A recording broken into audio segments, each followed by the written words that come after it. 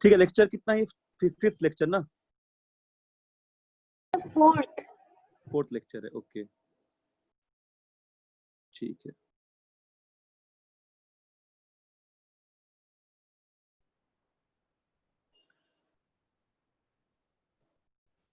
ठीक है, तो आज हम लोग वो सब तो देख लिए थे, तो आगे डिस्कस करते हैं आज, ठीक है।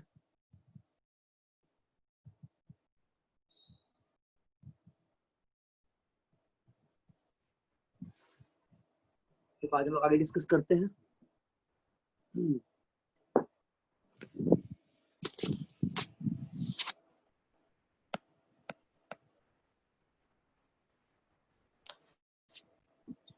ठीक है, तो अभी तक हम लोग बेसिक जितना भी था इस चैप्टर में, ऑप्टिक्स में, लाइट्स में, उसमें हम लोग मिरर के बारे में, मिरर का सारे सारे पार्ट्स के बारे में, रिफ्लेक्शंस के बारे में, है ना, और लॉ ऑफ रिफ्लेक्शन क्या होता है, ये सब देख लिए थे, मिरर का पार्ट देख लिए थे।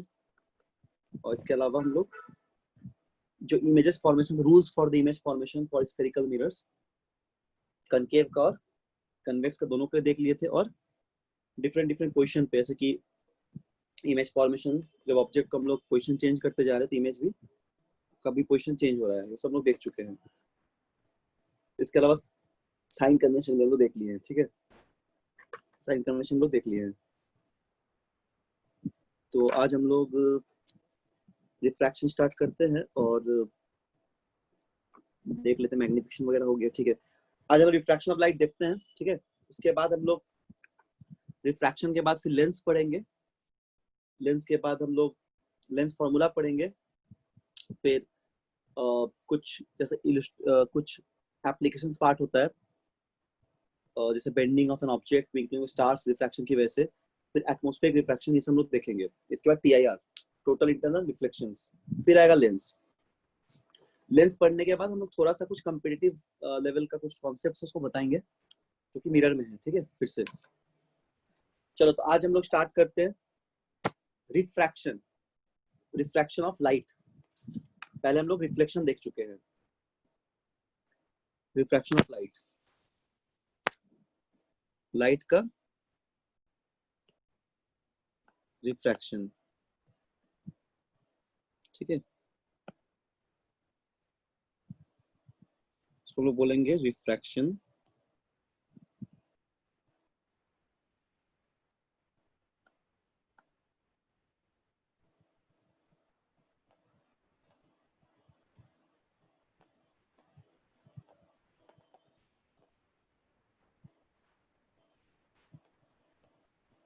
रिफ्रैक्शन ऑफ लाइट, ठीक है, लाइट का रिफ्रैक्शन,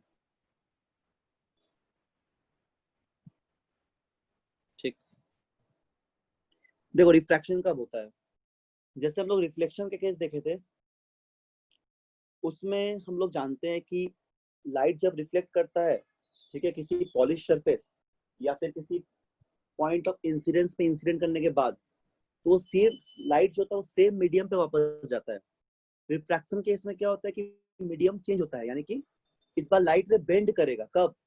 जब ये एक मीडियम से दूसरे मीडियम पे जाएगा तो लाइट में क्या होगा, बेंड करेगा, ठीक है। फॉर एग्जाम्पल एक डायग्राम यहाँ पे हम ड्रॉ करते हैं, देखो एक डायग्राम यहाँ पे ड्रॉ करते हैं, ठीक है। जैसे मान लो ये हम लोग एक कोई भी सरफेस ले लिए हैं,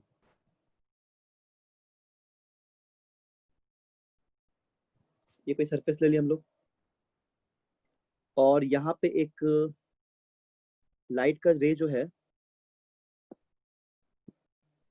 ठीक है ना, एक सेकेंड, इस सरफेस पे एक रे ऑफ लाइट जो इंसिडेंट कर रहा है, ऐसे सपोज इस तरह इंसिडेंट किया यहाँ पे, ठीक है, पूरी तरह से इंसिडेंट कर गया। इंसिडेंट करने के बाद ये वापस क्या होगा, मतलब इसको थोड़ा प्रॉपर्ली लोग इंसिडेंट कराते हैं, रुको,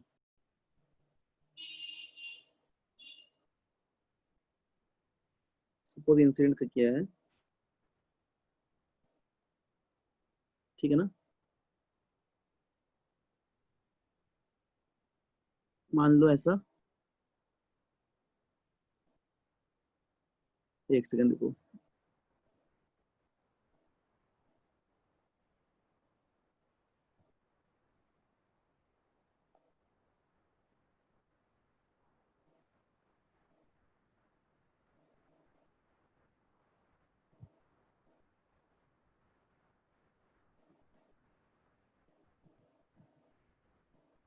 यहाँ पे एक लाइट ऐसे इंसिडेंट किया, ठीक। इंसिडेंट करने के बाद ना ये थोड़ा ऑब्लिक इंसिडेंट से कर रहा है, तो जब ये मीडियम, सपोज ये मीडियम 1 है, जब ये मीडियम 2 पे जाएगा तो ये बेंड कर जाएगा, ठीक है। वो डिपेंड करेगा, टूवर्ड्स भी बेंड कर सकता है, अवे फ्रॉम नॉर्मल भी बेंड कर सकता है। बट क्या हो जाएगा, ऐसे यहाँ से ये इस तरह थोड़ा सा हल्का ऐसे बेंड कर जाएगा, ठीक है। टूवर्ड्स भी बेंड कर सकता है और अवे द नॉर्मल भी बेंड कर सकता है। इस फेनोमेना को हम लोग बोलते हैं रिफ्रैक्शन ऑफ लाइट। जब लाइट बेंड करता है, कब? जब ये किसी एक मीडियम से दूसरे मीडियम पे ट्रेवल करे, ठीक है। देखो फिर से एक बार डायग्राम तो अच्छे से यहाँ पे ड्रॉ करते हैं हम लोग। क्या बोले कि मान लो ये कोई लाइन है जो दो मीडियम को सेपरेट कर रहा है, ठीक है। तो यहाँ पे लाइट ऐसे आया, इंसिडेंट किया इस तरह, ठीक है, ऐसे इंसिडेंट कर गया, लाइट पे यहाँ पे इंसिडेंट कर रहा है।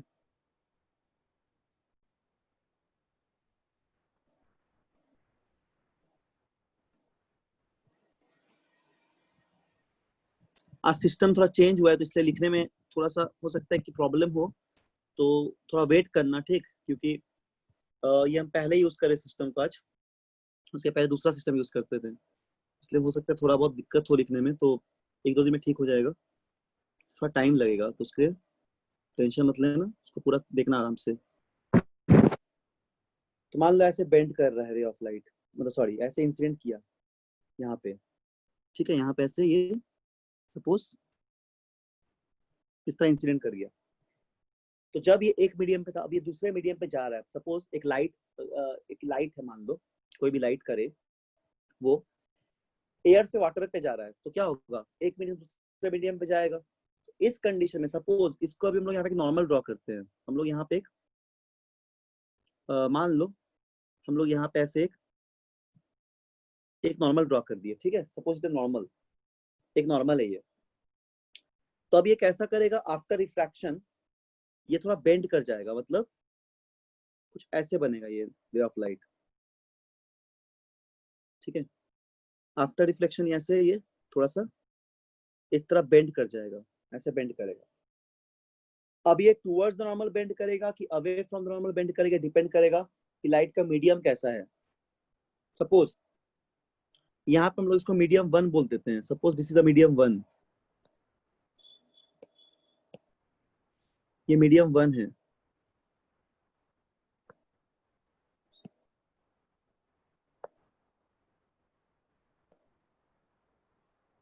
ठीक है। ये हो जाएगा मीडियम, इसमें लिखाने में दिक्कत क्यों हो रहा है इतना।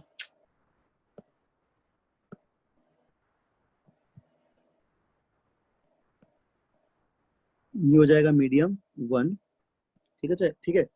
और ये हो जाएगा मीडियम 2, सपोज मीडियम 2। तो मीडियम 1 और मीडियम 2, अभी हम बात नहीं कर रहे कौन सा रेयर मीडियम कौन सा डेंसर मीडियम है, बताएंगे क्या रेयर डेंसर होता है। इसको हम लोग बोल रहे हैं सपोज इंसिडेंट रे,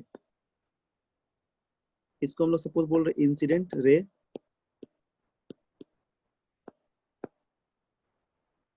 इसको हम लोग बोल रहे हैं रिफ्रैक्टेड रे, रिफ्रैक्शन बोलते हैं इसको हम लोग, ठीक है। तो ये हो जाएगा रिफ्रैक्टेड रे।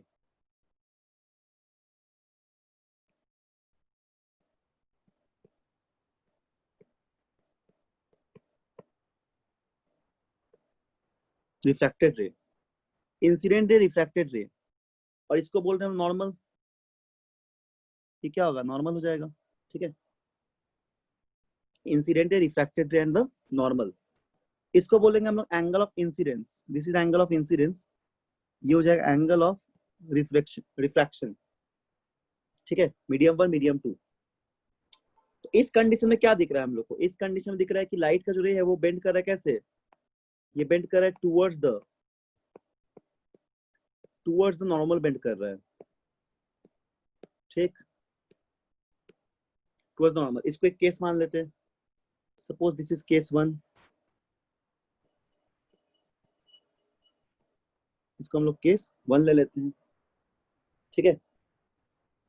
अब एक केस मान लो ऐसा लेते हैं, किस तरह देखो, सपोज एक केस हम लोग इसको इसको देख लो तो लिख लिए होंगे। एक केस ऐसा लेते हैं, कैसा देखो, मान लो कि फिर से मीडियम को सेपरेट कर रहा है ना, और यहाँ पे कोई लाइट इंसिडेंट कर रहा है, ठीक है, ऐसे। इस बार कैसे इंसिडेंट कर रहा है? इस बार मीडियम 2 से मीडियम 1 पे इंसिडेंट करेगा, सपोज ये हो जाएगा, मतलब, या फिर मान लो कि रेयर मीडियम से कर रहा है, मतलब मीडियम 1 से मीडियम 2 पे ही कर रहा है, तो मीडियम 1 से मीडियम 2 पे ही कर रहा है, ठीक है। चलो मान लेते हैं मीडियम 1 से मीडियम 2 पे ही कर रहा है, ठीक। तो मान लो यहाँ पे इस तरह का इंसिडेंट किया, ठीक है ना, इंसिडेंट किया। अब जैसे कि रिफ्रैक्शन होगा, तो आफ्टर रिफ्रैक्शन ये जो लाइट रे है, आफ्टर रिफ्रैक्शन जो लाइट रे है, ये बेंड करेगा away from the normal, normal से थोड़ा सा दूर भागेगा, इस तरह, ऐसा बेंड कर जाएगा, अवे फ्रॉम द नॉर्मल भागेगा, ठीक है, इस तरह बेंड करेगा। यहाँ पे भी इसको हम लोग मीडियम 1 लेते हैं और इसको हम लोग लेते हैं मीडियम 2,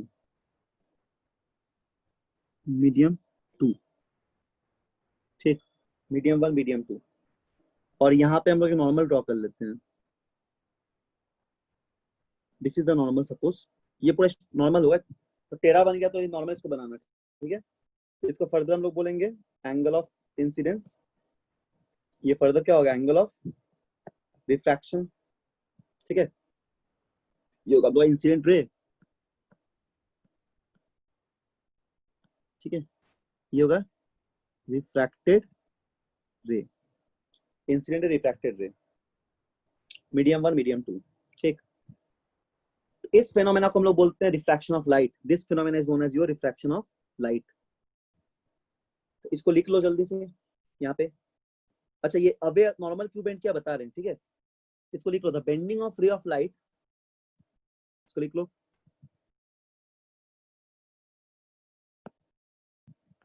द बेंडिंग, ठीक है, the bending of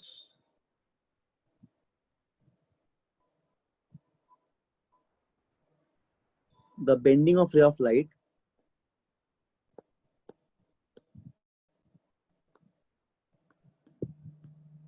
the bending of ray of light, ठीक, as it passes from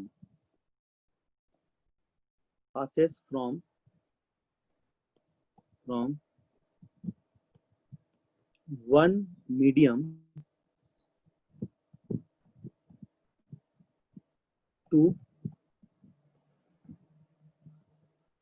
another medium, ठीक है, is called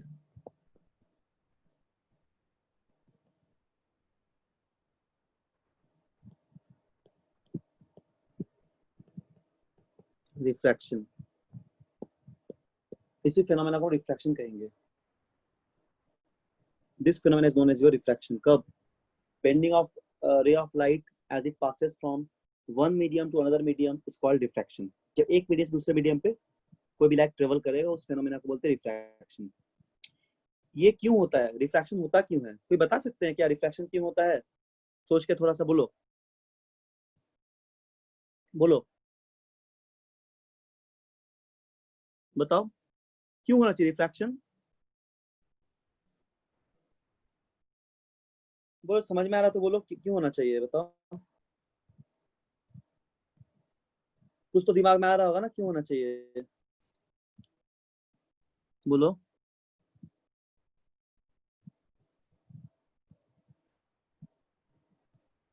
बताइए क्यों होना चाहिए। क्योंकि क्या होता है, लाइट का वेलोसिटी चेंज हो रहा है। देखो, अगर मान लो कोई स्टूडेंट दौड़ रहा है ना, कोई स्टूडेंट दौड़ रहा है, तो एक मैदान में दौड़ रहा है। मैदान में क्या है, चारों तरफ एयर है, कोई मीडियम नहीं, बस एयर है। ठीक है, वो आराम से अपना दौड़ते जा रहा है। अगर वही एग्जाम्पल के मान लो पानी होता है ना, मतलब वो तैरता, जितना फास्ट वो दौड़ सकता है, या मीडियम चेंज करते हो, मान लो, मतलब जस्ट ऐसा हो नहीं सकता, इमेजिन करो खाली जगह पे दौड़ रहा है, सिर्फ एयर है, बहुत तेज दौड़ सकता है। अब उसको रेजिस्ट करने लगे हम लोग, सपोज पानी भर दिए, या फिर कोई ऐसा मीडियम डाल दिया इसमें उसकी स्पीड कम हो गया, तो उसका रफ्तार धीरे धीरे क्या हो, घट जाएगा, उसकी स्पीड घट जाएगा। देखो यहाँ पे वही हो रहा है। यहाँ तुम एक बार देखो जल्दी से, जो डायग्राम हम लोग बनाए ना, यहाँ पे देखो, बहुत लाइट बहुत तेजी से आ रहा था, पर अचानक उसका स्पीड घट गया, इसलिए ये मुड़ गया नॉर्मल की तरफ। अब दूसरा डायग्राम में क्या दिख रहा है, लाइट बहुत, लाइट आ रहा है अपने कंडीशन पे, तो लाइट जैसे मीडियम से लाइट का स्पीड बढ़ गया। ठीक है, लाइट का स्पीड बढ़ गया, तो लाइट का जो स्पीड या वेलोसिटी वो डिपेंड कर रहा है मीडियम कैसा है। तो रिफ्रैक्शन क्यों हो रहा है, रिफ्रैक्शन इसलिए हो रहा है ताकि यहाँ पे मीडियम चेंज हो रहा है, इसीलिए। ठीक है, रिफ्रैक्शन क्यों होता है, क्योंकि मीडियम चेंज हो रहा है। तो हम लोग क्या बोलेंगे, रिफ्रैक्शन क्यों हो रहा है, क्यों, क्या बोलेंगे हम लोग, इट इज ड्यू, ठीक है, क्यों हो रहा है refraction, it is due from change in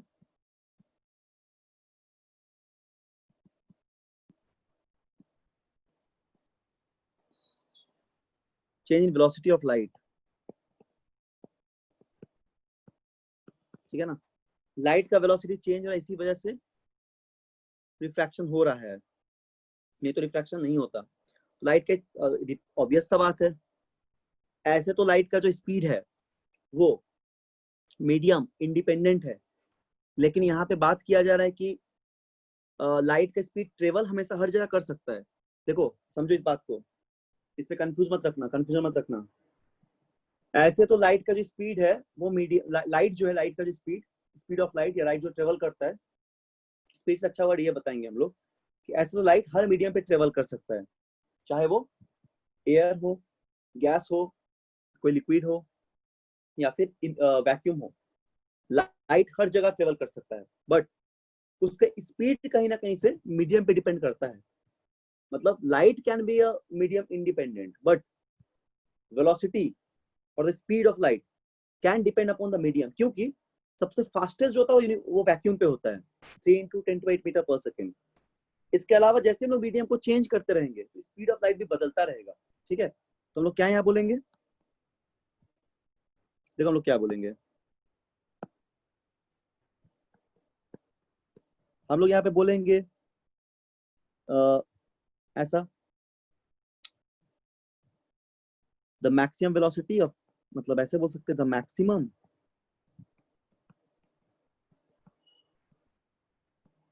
ठीक है, the maximum velocity of light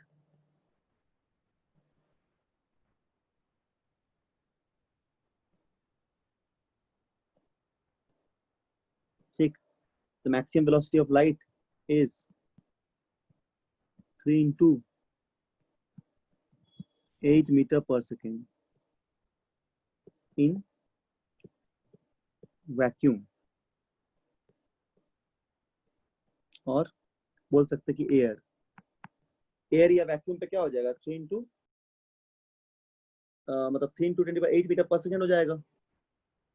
ठीक है, लेकिन जैसे ही मीडियम को बदल देंगे, लाइट का स्पीड बदलता रहेगा। तो एक बात याद रखना, एक बात याद रखना, वेलोसिटी ऑफ लाइट जो होता है ना, वो लेस होता है, कम होता है, कहाँ पे, किसी डेंसर मीडियम पे।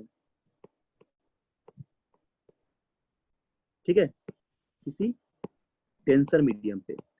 अब डेंसर मीडियम का मतलब क्या, जो ज्यादा डेंस हो। जैसे अगर दो मीडियम बोलेंगे यहाँ पे, एयर और वाटर, इसमें एयर हो जाएगा रेयरर मीडियम और वाटर हो जाएगा डेंसर मीडियम। ठीक, अगर बोलेंगे वाटर और मान लो कोई और दूसरा मीडियम है तो रिलेटिव होता है टर्म। ठीक है, तो डेंसर मीडियम का मतलब जहां स्पीड ऑफ लाइट कम, और रेयरर मीडियम का मतलब जहां स्पीड ऑफ लाइट उसके कंपैरिजन में, डेंसर मीडियम के कंपैरिजन में ज्यादा। ठीक है, तो देखो यहाँ पे ध्यान से देखो क्या बोल रहे हैं। जैसे इस कंडीशन में यहाँ स्पीड ऑफ लाइट ज्यादा दिख रहा है तो ये वाला मीडियम अपना हो जाएगा rarer medium. This medium is basically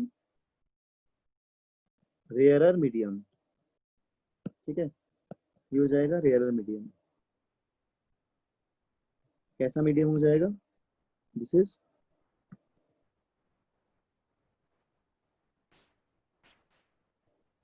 ये हो जाएगा रेयरर मीडियम। ठीक सर इसमें लिख लो। हाँ बोलो। सर आप लिख बताए कि ये लाइट का वेलोसिटी वैक्यूम और एयर में सेम होगा। लाइट का वेलोसिटी वैक्यूम और एयर पे सेम होगा।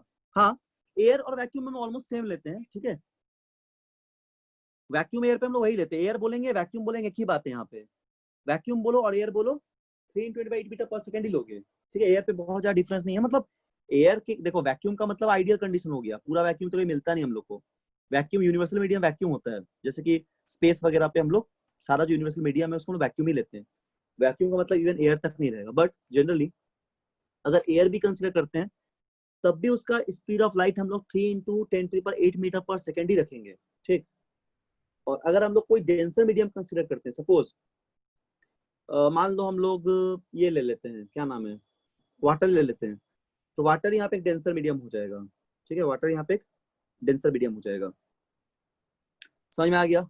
वाटर यहाँ पे एक डेंसर मीडियम हो जाएगा। तो रेयर और डेंसर मीडियम रिलेटिव टर्म है। ठीक है, तो ये हो जाएगा रेयर मीडियम। मतलब अब इस कंडीशन में क्या हो जाएगा, this is your rare medium. ये वाला जो मीडियम है ये रेयर हो जाएगा, इसको हम लोग बोल सकते हैं रेयर मीडियम। और ये जो मीडियम है यहाँ पे ये वाला हो जाएगा डेंसर मीडियम। ठीक है, क्योंकि यहाँ पे दिख रहा है कि रिफ्रैक्शन जो होगा टुवर्ड्स नॉर्मल चला जा रहा है, तो मतलब बेंड कर जाएगा, तो डेंसर की तरफ बेंड कर जाता है। ठीक है, उसके बाद अगर हम लोग यहाँ पे देख रहे हैं इस कंडीशन में, तो यहाँ पे स्पीड ऑफ कम है तो ये डेंसर मीडियम हो जाएगा। This is denser medium. यहाँ स्पीड ऑफ बढ़ गया तो ये रेयर मीडियम। ठीक है, तो याद रखो, जब लाइट रे ट्रेवल करता है कहां से कहां तक, रेयरर से डेंसर मीडियम पे। जब लाइट रे ट्रेवल करता है रेयरर से डेंसर मीडियम पे, ठीक है, उस समय ये away from the normal bend करेगा। जब लाइट रे डेंसर से फिर से सुनो, जब लाइट रे ट्रेवल कर रहा है from denser medium to rare medium, यानी कि किसी डेंसर मीडियम से रेयर मीडियम पे ट्रेवल कर रहा है, तो ऑप्टिकल डेंसर मीडियम भी बोलते हैं इसको, या फिर ऑप्टिकल रेयर मीडियम बोलेंगे। तो जब डेंसर से रेयर पे ट्रेवल करेगा तो हमेशा away from the normal bend करेगा, नॉर्मल से दूर भागेगा। ठीक, डायग्राम में दिख रहा है। और जब लाइट रे रेयर मीडियम से डेंसर मीडियम पे जाता है तो ये टुवर्ड्स द नॉर्मल शिफ्ट करेगा, नॉर्मल की तरफ जाएगा, क्योंकि speed of light denser medium पे कम हो जा रहा है और रेयर मीडियम पे ज्यादा रहता है। यही एक कंडीशन है। समझ में आ गया ना? ये एक कंडीशन है। अच्छा, यहाँ तक तो क्लियर है बात? क्यों हो रहा है ये भी पता चल गया। चलो यहाँ तक क्या क्या बताया, कोई अच्छे से एक्सप्लेन कर दो तो जल्दी से, फिर हम आगे बताते हैं। जल्दी से एक्सप्लेन कर दो यहाँ तक का, फिर आगे बताते हैं। ठीक है, अब तक क्या क्या बोले हैं बोलो। सभी को आता होगा इतना बात, जो बताया सबको समझ में आ गया होगा। बोलो सर। हाँ बोलो बोलो। So from sir, in the refraction of light, sir, when an incident ray falls on a surface, then sorry sir, so the bending of ray of light from one medium to another is called reflection of light. And when from the rarer medium the incident ray falls on a denser medium, then it is then the reflected ray is bended towards the normal. And when the incident ray from a denser medium falls on a rarer medium, then the reflected ray is away from the normal. हाँ मतलब simple ही बोलना है, अगर तो समझ में from the आना normal चाहिए, ठीक है। and हाँ and what to say, so well sir, the velocity, so when, so it is ऐसे due अपने to the, लैंग्वेज में बोलो, मतलब तुमको प्रॉपर डेफिनेशन नहीं पूछा, अपने लैंग्वेज में बताओ क्या समझ में आया। so आसान फिर भाषा में बोलो, मतलब उस तरह डेफिनेशन नहीं बोलना, आराम से बोलो। ओके ठीक है। सर। सर जब डेंस सर वहाँ पे रिफ्लेक्टेड रे होता है वो टुवर्ड्स द नॉर्मल, या फिर अब द रिफ्लेक्टेड रे होता है टुवर्ड्स द नॉर्मल होता है, या फिर अवे फ्रॉम द नॉर्मल होता है। दिस इज हाँ very because good. Due to the change of the velocity of light, because वो जब चेंज होता है तो उसमें उस चेंजेस के कारण या वो रिफ्लेक्टेड रे बेंड होता है टुवर्ड्स द नॉर्मल, या फिर अवे फ्रॉम द नॉर्मल होता है।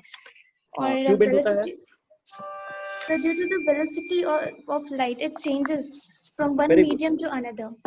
हाँ वेरी गुड, बस बहुत सिंपल समझ में आ गया, वेरी बहुत अच्छा है। तो देखो ये बिल्कुल सही बोल रही है, मतलब वही बात है, सब लोगों को समझ में आ गया होगा कि एक लाइन में बताए थे, एक फेनोमेना है ना, रिफ्रैक्शन का मतलब जब भी लाइट ट्रेवल करेगा किसी गिवन मीडियम से किसी दूसरे मीडियम पे, जैसे पानी से लेके हवा पे जा रहा है या हवा से पानी पे आ रहा है या किसी ऑयल से पानी पे जा रहा है ना, इस तरह कुछ भी लाइट ट्रेवल करता है।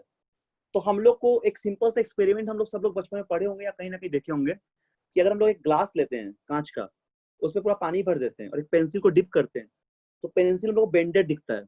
इसलिए दिखता है क्योंकि फिनोमेना ऑफ रिफ्रैक्शन की वजह से। या फिर ट्विंकलिंग स्टार हम लोग देखते हैं सब लोग आसमान पे, ये भी होता है रिफ्रैक्शन की ही वजह से, इसको बोलते हैं एटमॉस्फेरिक रिफ्रैक्शन। तो जो भी हो, अभी फिलहाल के लिए हम लोग ये समझे कि रिफ्रैक्शन का मतलब बेंडिंग ऑफ लाइट होता है कब, ये तभी बेंड करेगा जब ये किसी एक मीडियम से दूसरे मीडियम में जाएगा। और ये बेंड करता है इसलिए क्योंकि वेलोसिटी मीडियम पे जाने के बाद बदलता है। वेलोसिटी क्यों बदलता है? क्योंकि लाइट का स्पीड खाली एयर या वैक्यूम पे हम लोग जानते हैं कि सबसे फास्टेस्ट होता है, लेकिन जैसे हम लोग मीडियम बदलेंगे लाइट ऑफ स्पीड भी कम हो जाएगा। इसी स्पीड को देखते हुए दो तरह का मीडियम को बनाया गया, एक को बोलते हैं ऑप्टिकल डेंसर मीडियम, एक को बोलते हैं optically rare medium. Optically denser medium का मतलब जहाँ पे लाइट का स्पीड कम होगा, ऑप्टिकली रेयर मीडियम का मतलब जहाँ पे स्पीड लाइट का स्पीड ज्यादा होगा। ठीक है, तो ये हो गया हम लोग के, यहाँ तक हम लोग समझ में आ गया होगा। ठीक है, तो इसके बाद वेट करो थोड़ा सा, 1 मिनट वेट करो बस, हम यहाँ पे लॉ लिखा देते हैं क्योंकि ये पेन पता नहीं चल नहीं रहा फिर से, तो हम यहाँ पे एक चीज पेस्ट कर रहे हैं। ठीक है, मेरे पास कुछ डायग्राम्स वगैरह है, तो देखो तुमको समझ में आ जाएगा अच्छे से। 1 मिनट वेट करो, ठीक, 1 मिनट।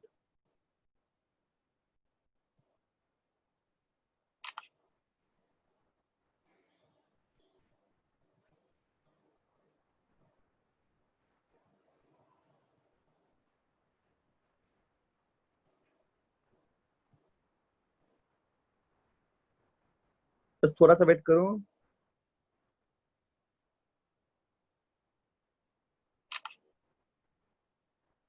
हम्म, ठीक है, रुको।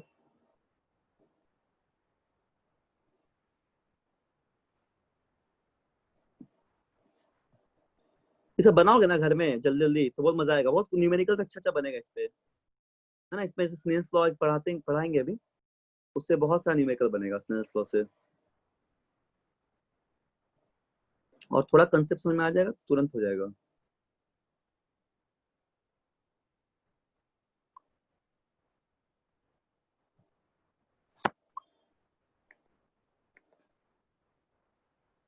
ठीक है, रुको, ये आ गया टेलीग्राम पे।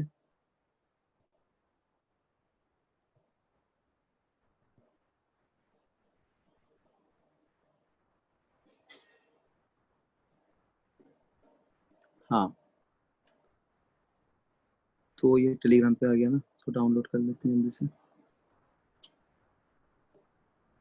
शेयर पिक्चर विथ,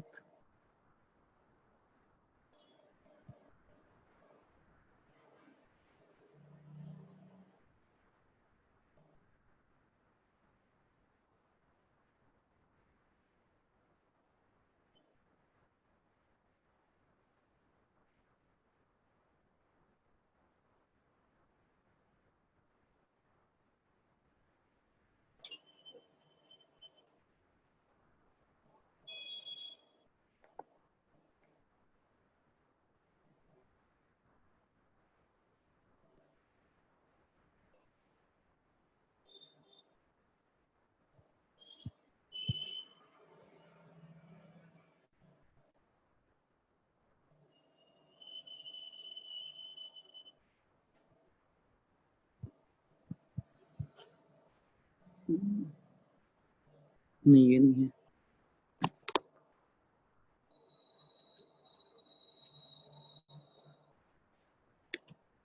अच्छा रुको एक सेकंड, कुछ प्रॉब्लम हो रहा है।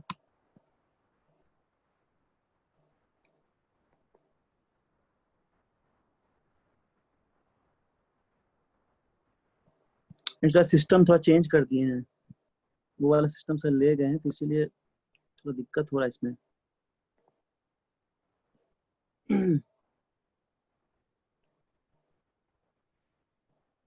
कैमरा और कहाँ पे हुआ है?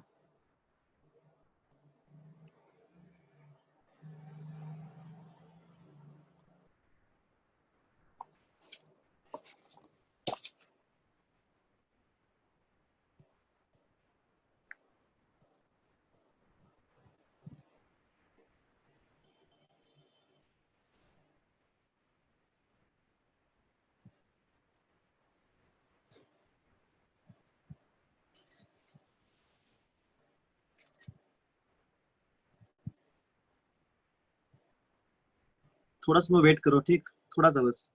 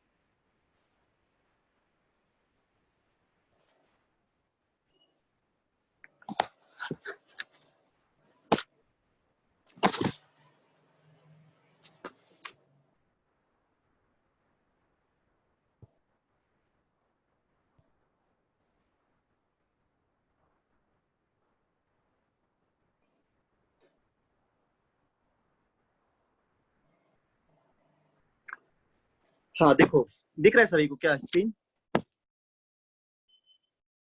स्क्रीन दिख रहा है सभी को? No, sir. नो सर, नहीं दिख रहा। स्क्रीन नहीं दिख रहा है?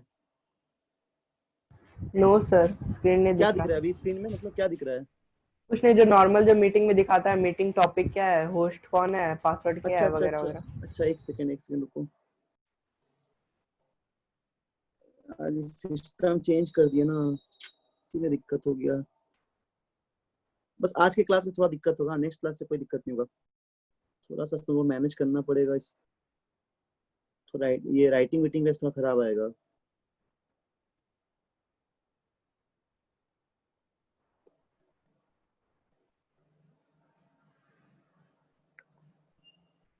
जूम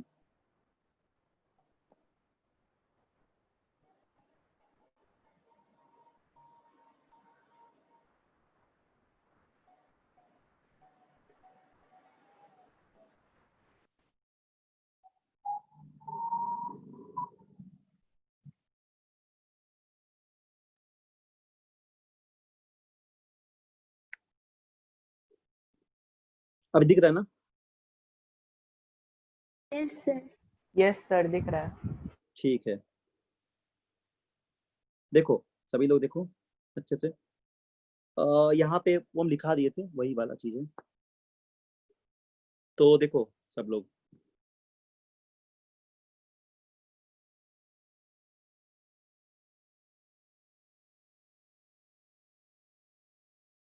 ठीक है। तो हम लोग ये देखे थे कि towards the normal away from normal shift कर रहा है। अच्छा, और क्या देख रहे हैं हम लोग यहाँ पे, और क्या देख रहे थे? एक लॉ होता है, इसको हम बोलते हैं स्नेल्स लॉ, ठीक है। लॉ ऑफ रिफ्रैक्शन बोलते हैं इसको हम लोग, लॉ ऑफ रिफ्रैक्शन। तो दो तरीके का लॉ होगा। एक लॉ क्या बोलता है, एक में बोला जा रहा है the ratio of sine of angle of incidence. अब देखो सभी को एंगल ऑफ इंसिडेंस यहाँ पे दिख रहा होगा, ये यहाँ पे है ना एंगल ऑफ इंसिडेंस, ये एंगल ऑफ इंसिडेंस हो गया, एंगल ऑफ रिफ्रैक्शन हो गया, यहाँ पे एंगल ऑफ इंसिडेंस या एंगल ऑफ रिफ्रैक्शन, ठीक। तो क्या हो जाएगा, यहाँ पे देखो क्या हो जाएगा कि the ratio of sine of angle of incidence, यानी कि जितना sine of angle of incidence है उसका साइन लेंगे, मतलब sine i to the sine of angle of refraction यानी कि साइन आर, उसका वैल्यू जो हमेशा कांस्टेंट आएगा। ठीक है, तो ये पहला लॉ है। क्या लॉ है? साइन मतलब ट्रिग्नोमेट्री में पढ़ते हो sine cos tan, sine theta ले रहे हैं, तो angle of incidence of sine to the angle of incidence of refraction of r, ये हमेशा कांस्टेंट होगा, विच इज ऑलवेज कांस्टेंट। ठीक, सर तो इस हाँ सर एक बार प्लीज फिर से समझा दीजिए। हाँ बता दे रहे हैं। देखो लॉ ऑफ रिफ्रैक्शन जो होता है ना, ये दो लॉ होता है जनरली। ठीक है, जैसे हम लोग लॉ ऑफ रिफ्लेक्शन क्या बोलते हैं, लॉ ऑफ रिफ्लेक्शन में दो लॉ बोलते हैं। एक होता है कि angle of incidence always equal to angle of reflection, किसमें बोलते हैं हम लोग रिफ्लेक्शन ऑफ लाइट पे। रिफ्रैक्शन ऑफ लाइट में उसी तरह दो लॉ होगा। और यहाँ देखो इंसिडेंट रे दिख रहा है, नॉर्मल और इंसिडेंट रे के बीच में जो एंगल है उसको बोलते हैं एंगल ऑफ इंसिडेंस। नॉर्मल और रिफ्रैक्टेड रे के बीच में जो एंगल उसको बोलते हैं एंगल ऑफ रिफ्रैक्शन। तो स्नेल्स लॉ के अकॉर्डिंग क्या होता है, angle the ratio of angle of incidence to the angle of refraction. लेकिन कौन सा angle? Sine angle, sine theta होता है ना, साइन थीटा। तो हमेशा हम लोग लेंगे the ratio of sine of angle of incidence to the sine of angle of refraction for the particular pair of medium is always constant. ठीक है, मतलब sine I by sine R, इन दोनों का जो वैल्यू आएगा वो हमेशा कांस्टेंट आएगा। इसी लॉ को हम लोग बोलते हैं स्नेल्स लॉ। बोलो क्या समझ में आ गया? क्या बोले? देखो यहाँ पे दिख रहा है ना, ये हम लोग यहाँ पे थोड़ा रेड से इसको मार्क कर दे रहे हैं। Sine I by sine are equal to constant, this is law your Snell's law. इस लॉ को बोलते हैं स्नेल्स लॉ। अभी देखो हम लोग रिफ्रैक्टिव इंडेक्स भी इसको बोलते हैं, जो कांस्टेंट आता है उसका नाम रिफ्रैक्टिव इंडेक्स भी है, जिसको हम लोग म्यू बोलते हैं, रिफ्रैक्टिव इंडेक्स या फिर म्यू। ठीक, अब देखो रिफ्रैक्टिव इंडेक्स होता क्या है थोड़ा समझेंगे। रिफ्रैक्टिव इंडेक्स क्या होता है थोड़ा सा हम लोग समझेंगे। देखो जब भी लाइट पास करता है किसी एक मीडियम से दूसरे मीडियम पे, तो refractive index of medium 2 with respect to medium 1 को हम लोग ऐसे लिखते हैं। ध्यान दो यहाँ पे, जब भी लाइट पास कर रहा है किसी एक मीडियम से, मान लो पहला मीडियम है V1, वहां पे लाइट की स्पीड V1 है, और दूसरे मीडियम पे लाइट की स्पीड V2 है। पहला मीडियम कैसा मीडियम है? Rarer medium. दूसरा मीडियम कैसा? डेंसर मीडियम, क्योंकि टुवर्ड्स नॉर्मल बेंड कर रहा है। देखो ध्यान से देखो सब लोग डायग्राम में।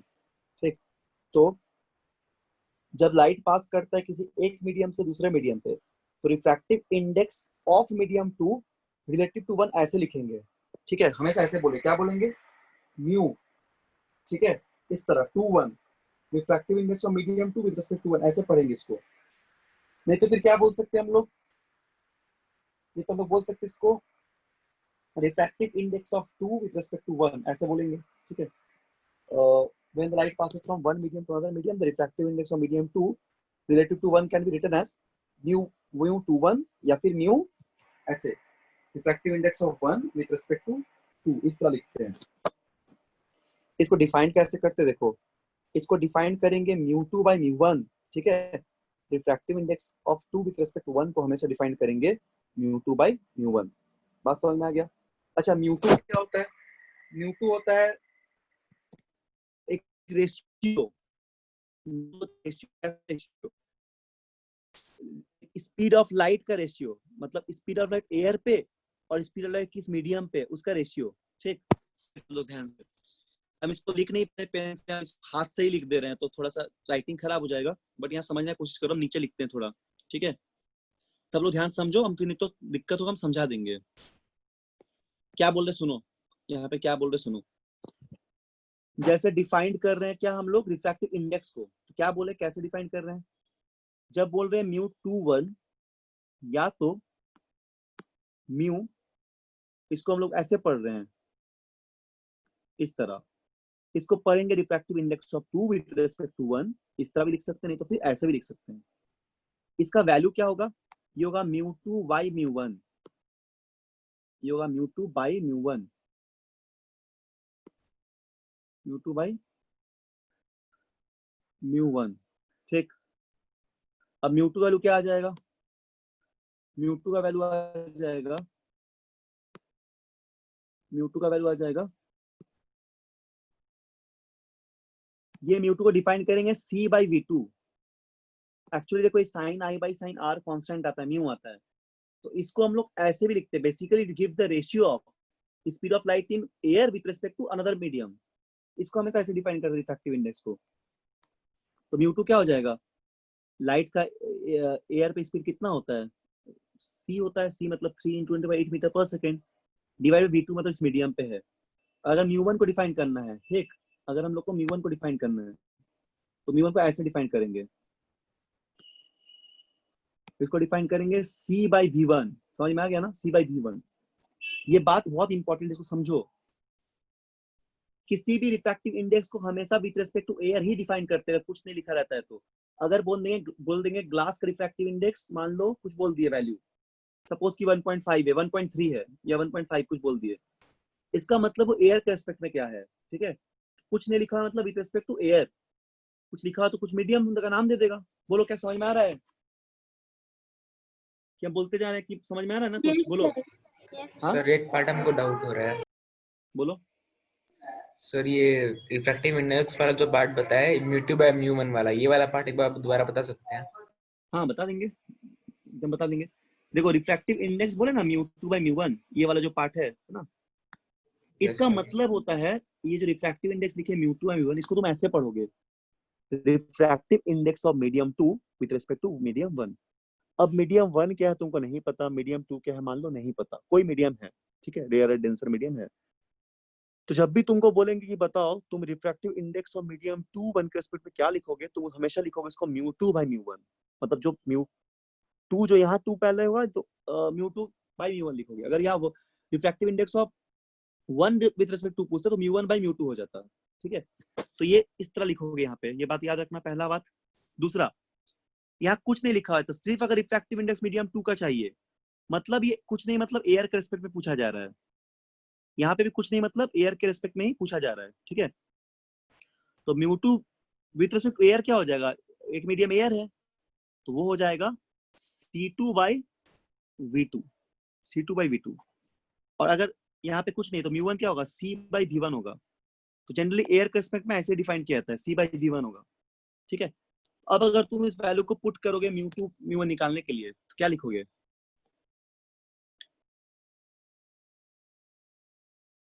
देखो बता दे रहे हैं। जैसे तुम लिखोगे μ21 या फिर μ21 ऐसे, refractive index of medium 2 with respect to 1, इसको तुम लिखोगे इस तरह, देखो क्या लिखोगे, ऐसा लिखोगे, दिस इक्वल टू योर, ये कितना हो जाएगा, दिस इक्वल टू, ये हो जाएगा रिफ्रैक्टिव इंडेक्स μ2/μ1। अब μ2 का वैल्यू क्या है हम लोग के पास, c/v2 आ गया, और μ1 का वैल्यू क्या है, कुछ नहीं दिया, मतलब एयर के रेस्पेक्ट में c/v1 है, तो c कट गया, ठीक है। तो यहाँ पे जो रिफ्रैक्टिव इंडेक्स का वैल्यू आ गया, यहाँ पे जो रिफ्रैक्टिव इंडेक्स का वैल्यू आ जाएगा वो म्यू इक्वल टू कितना आ जाएगा, वो होगा यहाँ पे ऊपर जाएगा v1/v2, है ना, v1/v2। तो ये हो जाएगा हम लोग का 2 by refractive index of 2 with respect to 1। So this is also, ये एक्चुअली ये भी है ratio of velocity of medium 1 to the velocity of medium 2। अब हम वापस उसमें आते हैं जहाँ पे लिखा हुआ है टेक्स्ट, उस पर वापस आते हैं, ठीक है। देखो समझ में आ रहा है ना। तो अगर 1 2 को रिटर्न करना है तो वो एक्चुअली μ12 का वैल्यू होता है speed of light in medium 1 to speed of light in medium 2, ठीक है। यहाँ पे speed of light medium 1 rare medium है और v2 जो है डेंसर मीडियम का स्पीड है। क्या बोलो, बात समझ में आया सभी को, कुछ नहीं मतलब एयर के रिस्पेक्ट में, बोलो क्या समझ में आया यहाँ तक? Yes sir. कोई डाउट है, बोलो, पूछो आराम से पूछो, कोई डाउट है तो। नहीं है ना, नो सर। ठीक है, ओके। अच्छा, इसके बाद हम लोग थोड़ा सा देखते हैं कि बेंडिंग ऑफ लाइट कैसे हो रहा है, कब होगा, इस चीज को समझो, दिस इज वेरी इंपॉर्टेंट। आज हम थोड़ा जल्दी क्लास छोड़ देंगे आज, ये पेन का चार्ज भी पता नहीं अचानक पेन चलना बंद हो गया है, तो ये दूसरा सिस्टम हम दिए हैं आज सर लोग, तो वो सिस्टम में लिखते थे, वो एक्चुअली है नहीं मेरे पास, तो दूसरा सिस्टम में काम कर रहे हैं।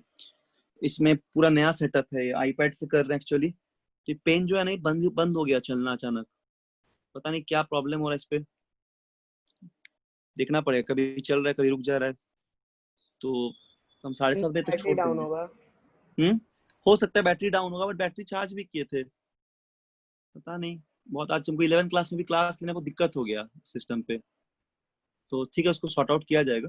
तुम लोग आज थोड़ा दिक्कत होगा, इसलिए हम 7:30 बजे तक छोड़ देंगे, ठीक है, 10 मिनट में छोड़ देंगे। तो देखो बेंडिंग ऑफ लाइट कैसे हो रहा है। अब यहाँ पे स्नेल्स लॉ तुम लोग अभी तुरंत पढ़ाए हैं। स्नेल्स लॉ क्या क्या बताए बोलो। Sine I by sine are equal to mu लिखोगे, sine I by sine are equal to mu लिखोगे। अब देखो कैसे म्यू को लिखोगे, जैसे यहाँ पे इंसिडेंट रे एयर पे है और रिफ्रैक्टेड रे वाटर पे है, यानी कि एयर हो गया तुम्हारा रेयरर मीडियम, वाटर हो गया डेंसर मीडियम, ठीक, यहाँ तक समझ में आ गया। म्यू1 को यहाँ पे एम आर बोल रहे हैं, एम सफिक्स में आर, और म्यू2 को यहाँ पे एम डी बोल रहे हैं, एम सफिक्स में डी या डब्ल्यू, डब्ल्यू बोल दो या डी बोल दो, डेंसर एयर, ठीक है। तो अब तुम इस sine I by sine r को एक्चुअली क्या लिखोगे, sine I by sine r mu होता है, sine I by sine r क्या होता है, म्यू होता है। तो हम यहाँ पे लिखते हैं इसको फिर से, ठीक, देखो जैसे मान लो कि यहाँ देखो ध्यान से, हम लोग साइन आई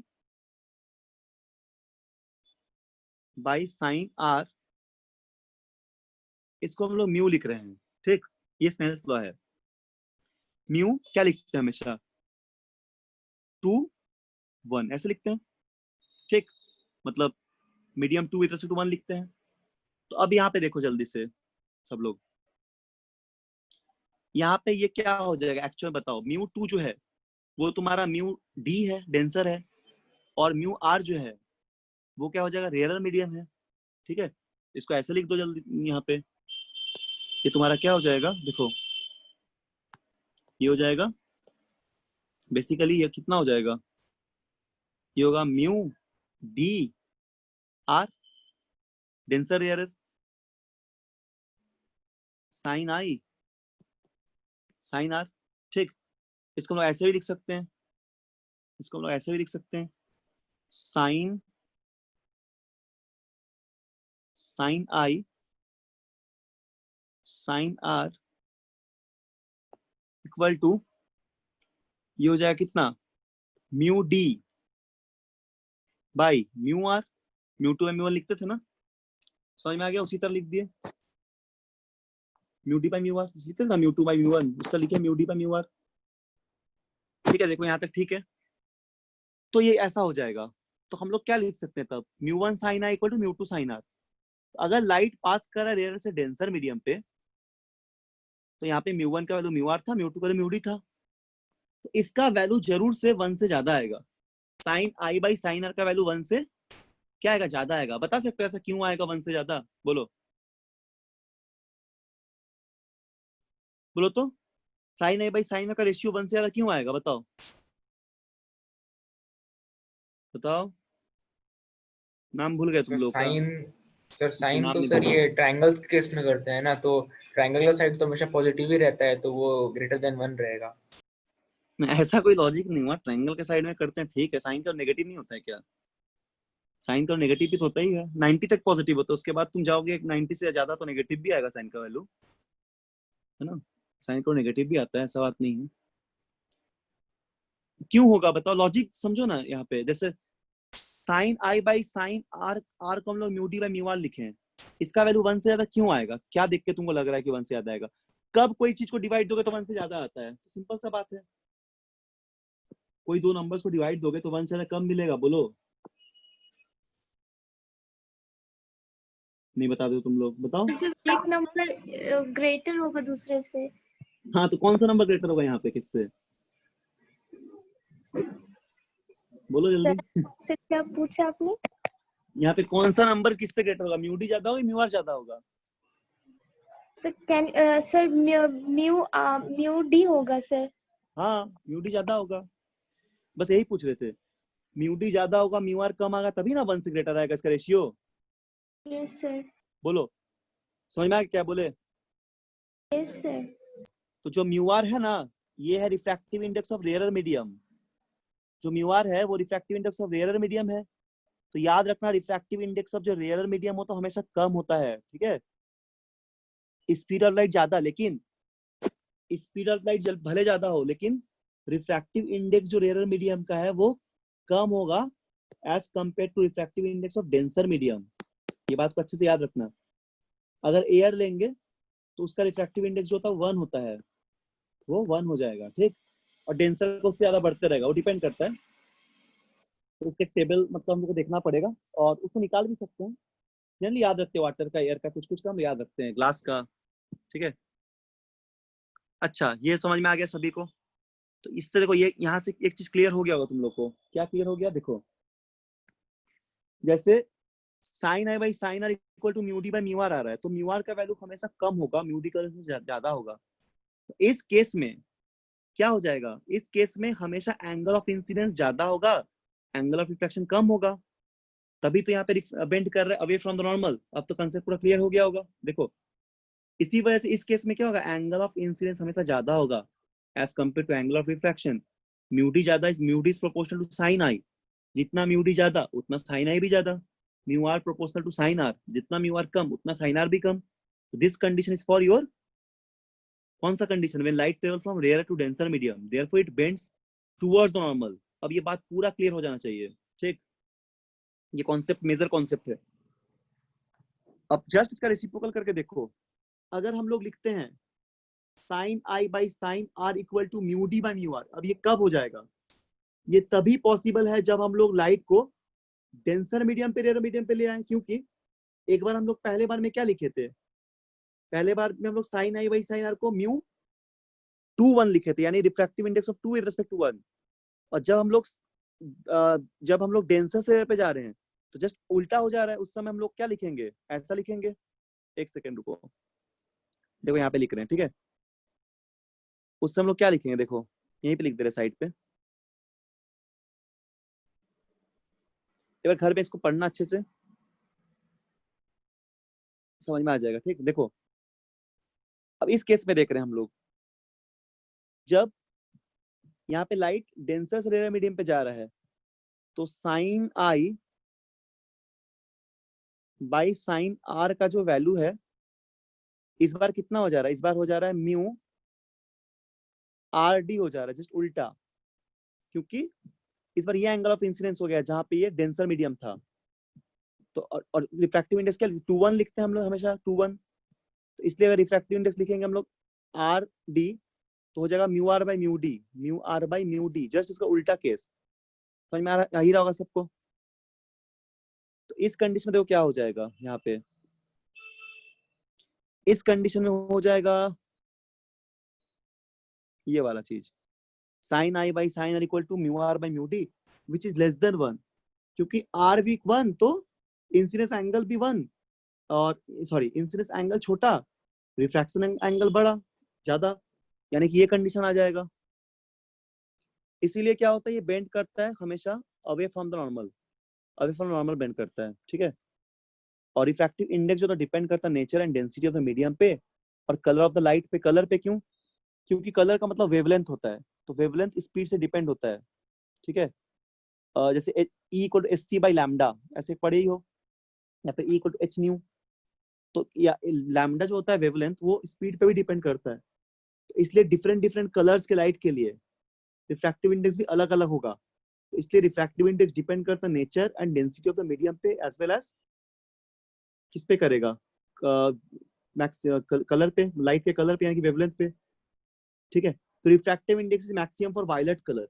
वायलेट कलर के लिए मैक्सिमम होगा रिफ्रैक्टिव इंडेक्स। क्यों? क्योंकि वायलेट कलर में वेवलेंथ क्या होता है? सबसे कम। वेवलेंथ कम तो स्पीड ज्यादा, क्योंकि इनवर्सली प्रोपोर्शनल वेवलेंथ और स्पीड। बोलो, बात समझ में आ रहा है ना? बोलो, आ रहा है कि नहीं? वो पर्पल सर, वायलेट वाला फिर से बता दीजिए सर। बता दे रहे हैं। देखो, जैसे वायलेट, विवग्योर पढ़े हो सब लोग, है ना? विवग्योर जिसको बोलते हैं हम लोग, violet, indigo, blue, green, yellow, orange, red. तो वायलेट का जो वेवलेंथ होता है वो सबसे कम होता है ना? और रेड का वेवलेंथ सबसे ज्यादा होता है, ठीक है। तो वेवलेंथ जितना कम उतना स्पीड ज्यादा, वेवलेंथ जितना ज्यादा उतना स्पीड कम। तो वायलेट कलर के केस में क्या होगा? रिफ्रैक्टिव इंडेक्स मैक्सिमम होगा। रिफ्रैक्टिव इंडेक्स मैक्सिमम क्यों होगा? क्योंकि वायलेट में स्पीड बहुत कम है लाइट का। और सॉरी ठीक से इसको बता दे रहे हैं। जैसे वो कैसे रिफ्रैक्टिव इंडेक्स का केस को हम लोग समझ रहे हैं। Refractive index depends on nature और डेंसिटी ऑफ मीडियम तो हो गया, इसके बाद ये कलर पे भी डिपेंड कर रहा है। तो कलर पे कैसे डिपेंड कर रहा है जैसे अगर हम लोग सपोज कंसीडर कर रहे हैं कोई मीडियम के लिए, ठीक है, तो वायलेट हो गया, रेड हो गया, मतलब वायलेट रेड से शुरू होता है, वायलेट तक पूरा पैटर्न चलता है विवियोर का, violet, indigo, blue, green, yellow, orange, red. तो वेवलेंथ सबसे ज्यादा किसका होता है? वेवलेंथ सबसे ज्यादा रेड का होता है, सबसे कम होता है वायलेट का, ठीक है। रिफ्रैक्टिव इंडेक्स वायलेट में सबसे मैक्सिमम आ रहा है। मैक्सिमम कब रिफ्रैक्टिव इंडेक्स आएगा? जब वो डेंसर मीडियम रहेगा, और डेंसर मीडियम कब रहेगा? जब स्पीड ऑफ लाइट ज्यादा रहेगा। तो वायलेट पे स्पीड ऑफ लाइट ज्यादा होगा, क्यों? क्योंकि वायलेट का वेवलेंथ कम है, जितना वेवलेंथ कम उतना स्पीड ज्यादा, ठीक है। जितना ये कम मतलब स्पीड कम उतना वेवलेंथ ज्यादा, और जितना स्पीड ज्यादा उतना वेवलेंथ कम। अब रेड क्या होगा? रेड का रिफ्रैक्टिव इंडेक्स जो होगा वो यहाँ पे मिनिमम होगा रेड का। रेड का मिनिमम क्यों होगा? क्योंकि रेड का वेवलेंथ ज्यादा है, तो रेड में स्पीड क्या होगा? स्पीड, रेड का वेवलेंथ ज्यादा है तो रेड में स्पीड भी क्या होगा? ज्यादा होगा ना, स्पीड भी ज्यादा होगा, तो रिफ्रैक्टिव इंडेक्स मिनिमम होगा। हाँ हाँ सही है। देखो एक इक्वेशन से बता देते हैं, जैसे इसको इस तरह समझो, देखो एक सेकेंड, ये तो लोग क्लास 12 में पढ़ोगे। E इक्वल टू होता है h c by lambda, E equal to होता है एच सी बाई लैम्डा, एक इक्वेशन है, ठीक। H मतलब प्लैंक कांस्टेंट, C मतलब स्पीड ऑफ लाइट, लैम्डा मतलब वेवलेंथ, E मतलब एनर्जी। अब अगर हम लोग ऐसा लिखते हैं, देखो इस एक्सप्रेशन को ऐसे लिखते हैं, रुको थोड़ा ऊपर कर देते हैं, क्या बोले, देखो यहाँ पे लिख रहे हैं हम लोग E equal to H c by lambda, ठीक है। तो हम लोग यहाँ पे अगर हमको स्पीड ऑफ लाइट लिखना है तो E lambda equal to H C लिख सकते हैं, ठीक। तो अब यहाँ पे अगर सी और लैम्डा का रिलेशन देखेंगे, एच तो कांस्टेंट होता है, तो सी को हम लोग क्या लिखेंगे? ई लैम्डा बाई एच। ये क्लास 12 में पढ़ोगे, ठीक है। एक क्वेश्चन आता है, इससे हम बता दे रहे हैं। तो इससे तुम देखो थोड़ा सा, ये सी इज प्रोपोर्शनल टू लैम्डा आ जा रहा है, यानी कि speed of light is directly proportional, ठीक है, इनवर्सली नहीं, डायरेक्टली। जितना स्पीड ऑफ ज्यादा रहेगा लैम्डा उतना ही ज्यादा वेवलेंथ भी रहेगा, जितना स्पीड ज्यादा उतना वेवलेंथ ज्यादा, ठीक।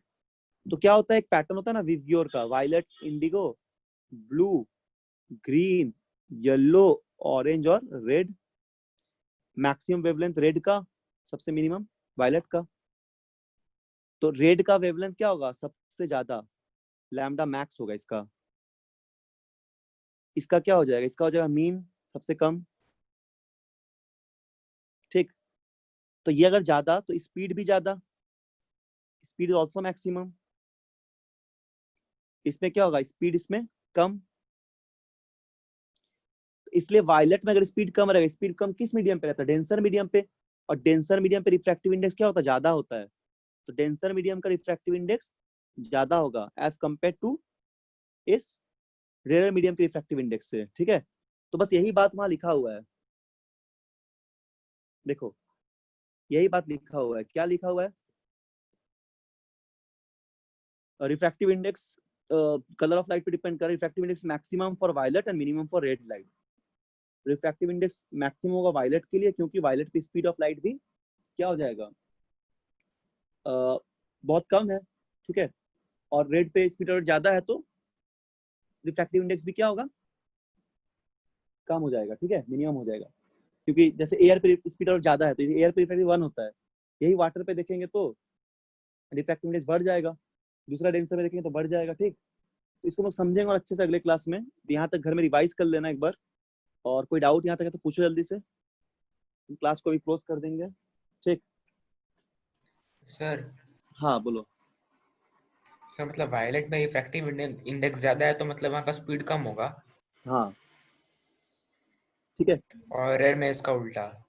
उल्टा। रिफ्रैक्टिव इंडेक्स जितना जितना ज्यादा उतना स्पीड कम, रिफ्रैक्टिव इंडेक्स जितना ज्यादा उतना स्पीड कम, रिफ्रैक्टिव इंडेक्स जितना कम उतना स्पीड ज्यादा। एयर का रिफ्रैक्टिव इंडेक्स 1 होता है, यही अगर हम लोग ग्लास लेंगे तो 1.3, वाटर लेंगे तो 1.5, और कुछ कुछ लेंगे तो बढ़ते रहता है, टेबल तुमको मिलेगा किताब में, ठीक है। तो बढ़ता रहेगा। क्यों बढ़ता जाएगा? क्योंकि स्पीड जो है वो घटता जा रहा है। जितना स्पीड घटता जाएगा उतना रिफ्रैक्टिव इंडेक्स बढ़ता रहेगा। जितना स्पीड कम होगा उतना रिफ्रैक्टिव इंडेक्स बढ़ेगा। ये बात को याद रखो, जितना स्पीड कम होगा उतना रिफ्रैक्टिव इंडेक्स बढ़ेगा। इनवर्सली प्रोपोर्शनल टाइप का है, c बाई म्यू होता है इसीलिए। जितना स्पीड ज्यादा होगा उतना रिफ्रैक्टिव इंडेक्स कम होगा, और जितना स्पीड कम उतना रिफ्रैक्टिव इंडेक्स ज्यादा। जैसे एयर का 1 रिफ्रैक्टिव इंडेक्स, स्पीड बहुत ज्यादा 3 × 10⁻8 मीटर पर सेकेंड। यही वाटर पे मान लो 1.5, क्योंकि स्पीड कितना 2 स्पीड उस समय थोड़ा सा घट गया मान लो, ठीक है, तो इसलिए 1.5 आ गया। तो ये वाला लॉजिक जो इसको याद रखना है, ये लॉजिक जो इसको याद रखना अच्छे से, ठीक है। जैसे मान लो एग्जांपल के लिए मान लो क्या तो होता ही है, speed of light in air सबको पता है 3 × 10⁸ मीटर पर सेकंड होता है, और स्पीड ऑफ लाइट वाटर क्या होता है 2 × 10⁸ मीटर पर सेकंड, मान लो ऐसा होता है। इसका तुम रेशियो निकालोगे अगर, क्या आएगा 1.5, जो कि रिफ्रैक्टिव इंडेक्स ऑफ वाटर का विद रिस्पेक्ट टू एयर हो जाएगा, है ना, μ2/μ1 या फिर v1/v2। समझ में आ रहा होगा, ठीक है। इसी वजह से याद रखना। देखो एक बार लास्ट वर्ष बताए थे, देख ही लो, क्लियर हो जाएगा पूरा कॉन्सेप्ट।